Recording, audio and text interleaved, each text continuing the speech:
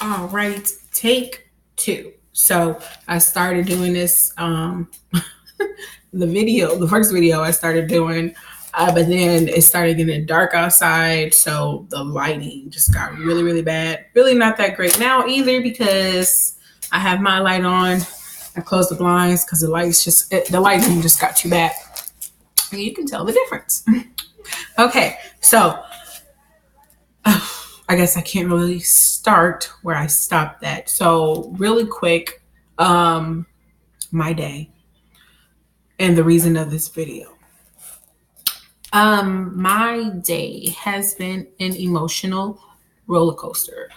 It has been an up and down, a back and forth, a side to side, around and round, and each and every other way you can go. My husband came today to the house. And yeah, no problem. Whatever. That's okay. He's been coming a lot more often lately, just a little surprising. Uh, but he's been coming a little bit more often lately. So he came over to the house and we were talking. And we were talking about finances. And he told me, he was like, so what are you guys going to do? Because I leave in September. He'll be going over. He has a tour that he's going to go on. And I'm like, what do you mean?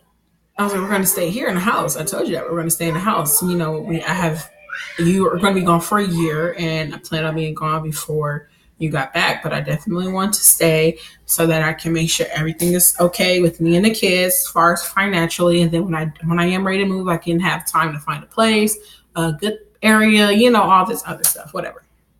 And he goes, well, I'm leaving in September and you and the kids have to have another place before I go. What? Wait, I know you're leaving this September. You mean we have to have a place this summer? We have to be out of the house? And he's all like, yeah. So it's just like, whoa.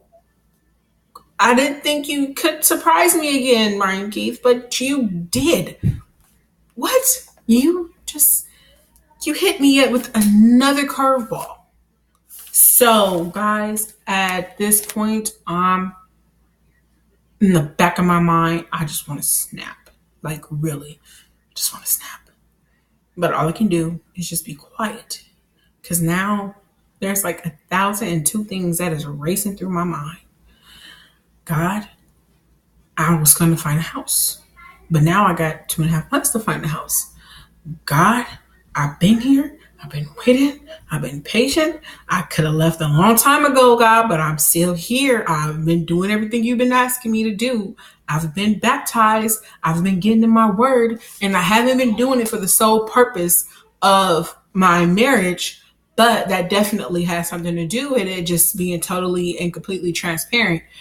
That has something to do with it because of what we went through or what we were going through and the circumstances and the situations and things that happened. It's why I started to draw closer again to God, and this time with it sticking.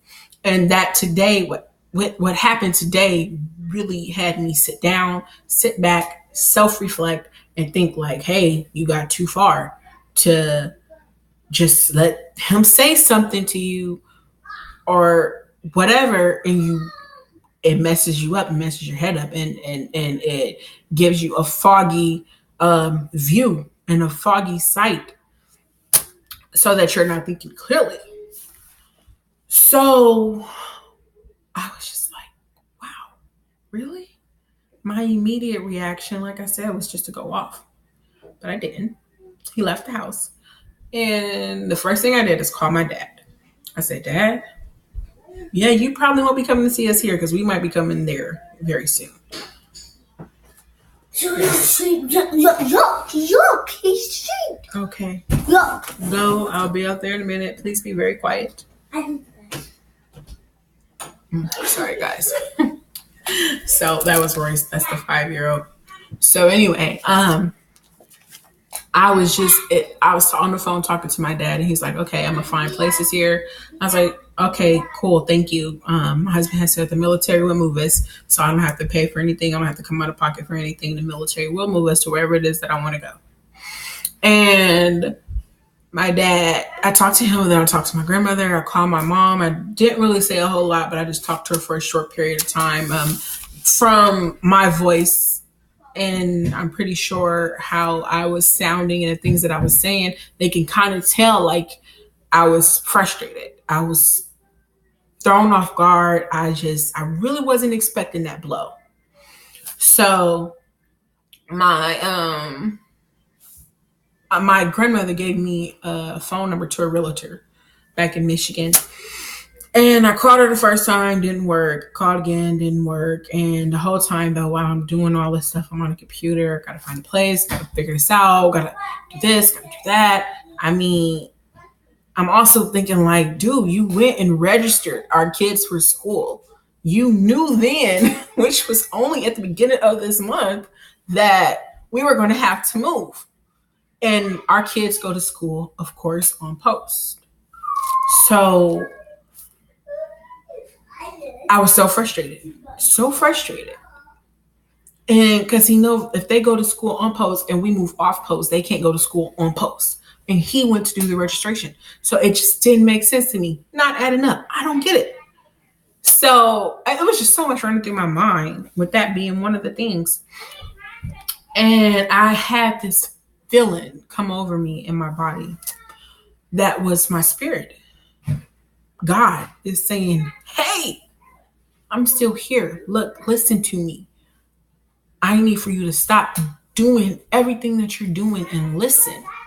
Don't do anything else without my say so, without praying and coming and talking to me first, because you've gotten too far, like I said earlier, too far to start over. So I turned off my phone and I turned off the computer, even with my kids making all this noise, bumping and jumping and running and doing all this other stuff that they do. I turned everything off and I closed my door and I was like, okay, God, what you got for me? Because look, I'm again being put in another corner where I feel like I'm forced. I absolutely have to go and do something, because if I don't do something, he's going to just leave me dry.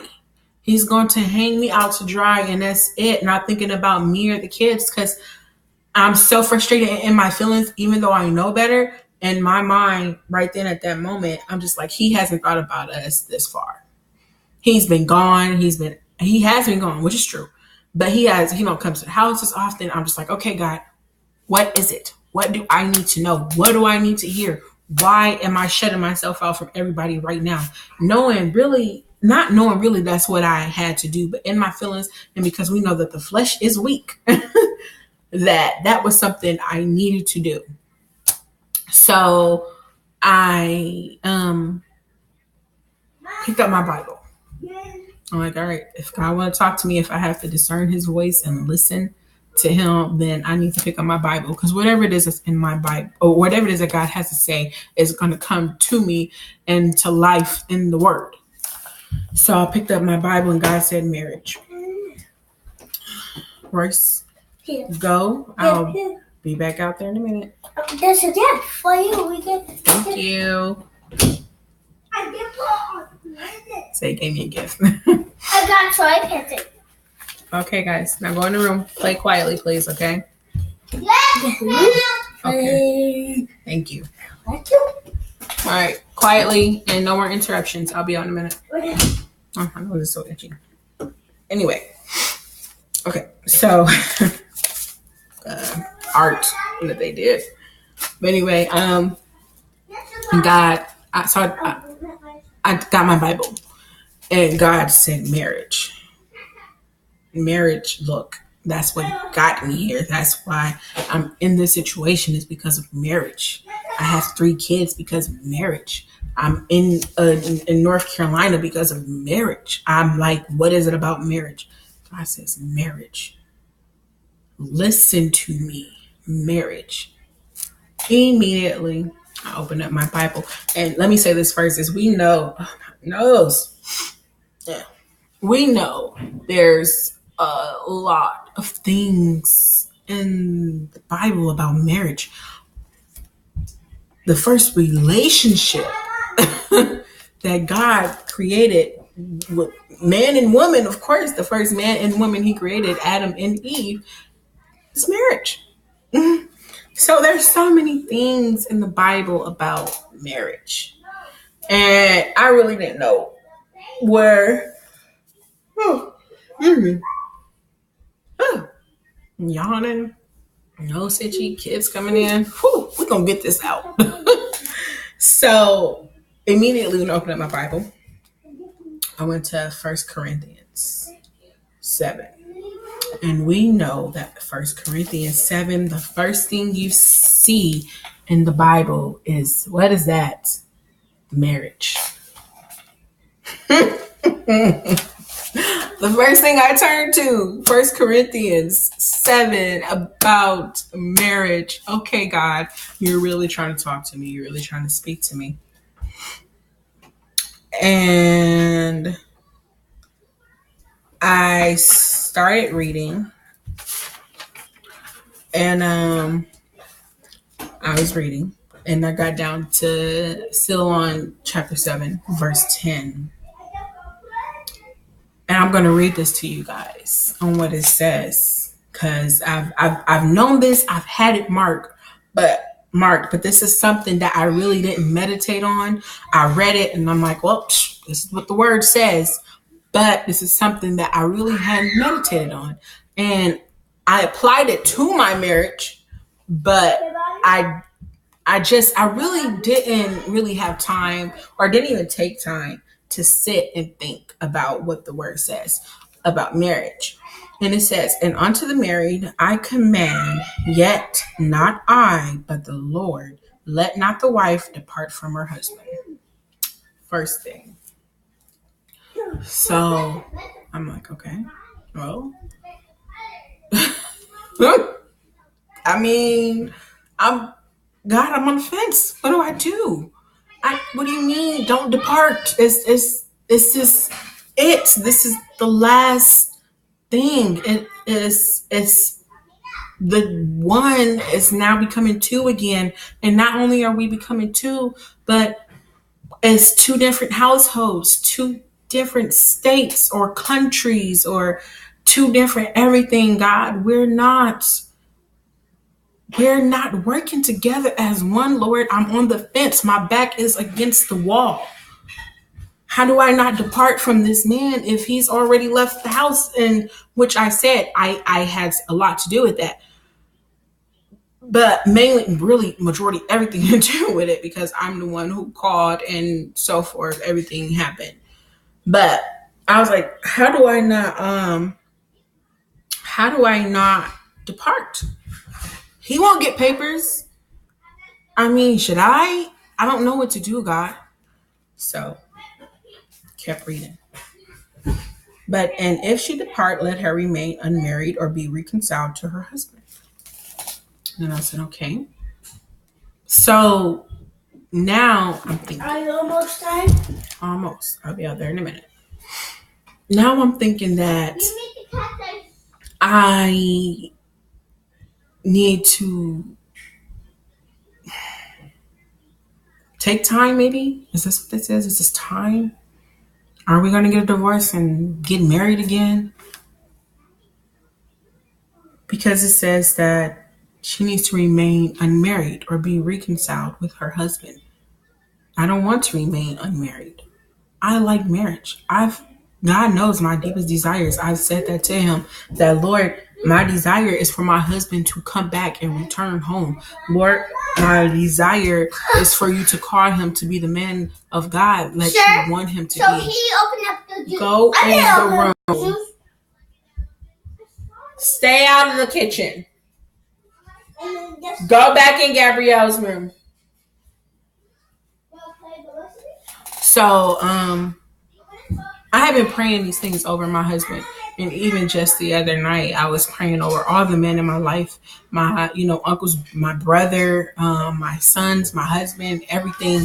And I just went in, y'all. It's like 2 o'clock in the morning, and it's heavy on my heart and it's heavy on my spirit. Pray for these men. They need somebody to pray for them. I didn't watch anything. I didn't read anything. It's just so heavy on my heart to pray for them. Let them be the men that God called them to be. I am calling out the brave in you. I am calling out the integrity in you. I am doing everything. And I had prayed for these things. And so when I read that, and if she depart, let her remain unmarried or be reconciled to her husband. I'm thinking, I just prayed these things over my husband, and I've been praying for him. But this is where that one of those prayers, y'all, where it was good. It was good, y'all. I was like, come on, God. I know you hear me. I know you hear me talking to you. It was good because I was just boo-hooing. I was speaking in tongue and I was crying and I was just, my kids are asleep, but I don't even care because I'm like, God, I know you got this, Lord. I know that what they're going through is tough, God, but because of who you are, I love you and I love you, and I know that you are going to heal these men, and they are going to be brave men, and they are going to be great men, and they are going to go and speak and minister your word, y'all. I'm going in. Such a good prayer. I had such a great night's sleep, which is something I don't get often. But after that, I was just like, everything, just some of everything that I had been feeling was just all off of me. So I said, maybe if this did happen, right? Because I'm still going on if, even though with what's happening is happening, it is very real, and in reality is that if this did happen, maybe he'll come back. Maybe